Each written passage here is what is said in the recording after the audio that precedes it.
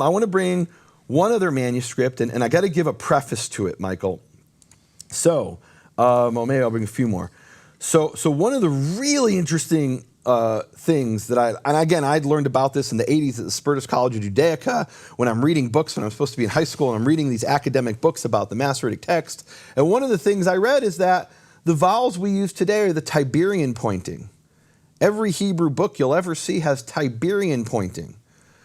Now, okay, but there's two other systems of pointing of vowels that existed in the Jewish history.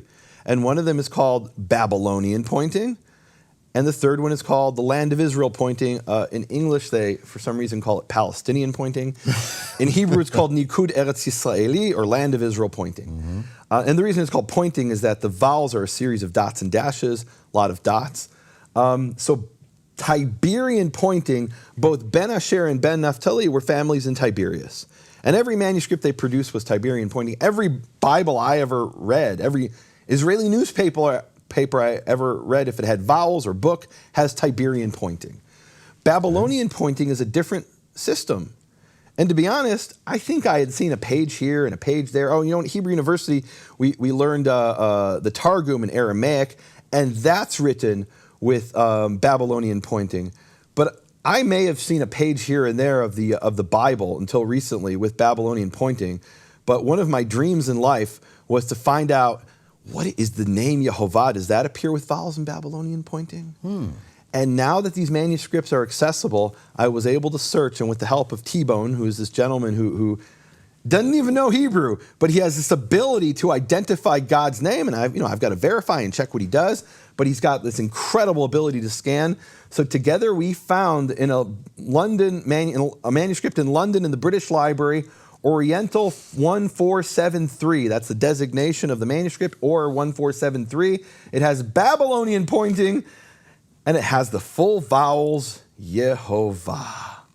And let me show it to the people here. I mean, it's breathtaking that you have this not only in the Tiberian system from Karaites and rabbinical Jews, Ben Asher and Ben Naphtali, you have it in the Babylonian pointing. And you have to understand, Michael, the Babylonian pointing isn't just a different set of symbols. It's not just a different font.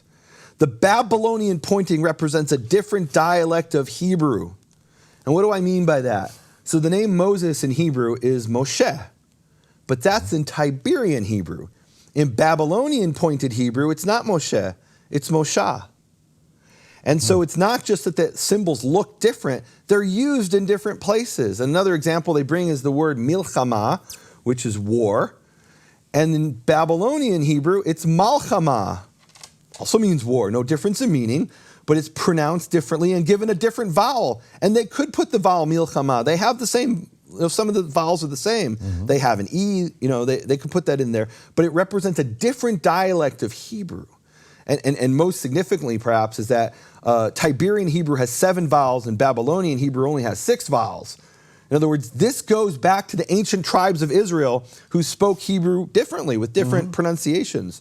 And both of those dialects of Hebrew preserve God's holy name, the name of the Father, as Yehovah. Now, the Shva looks different, and the Cholam looks different, and the Kamatz looks different. You can see it here on the screen. But that is in Babylonian pointed Hebrew, a manuscript preserved in Yemen, Yehovah.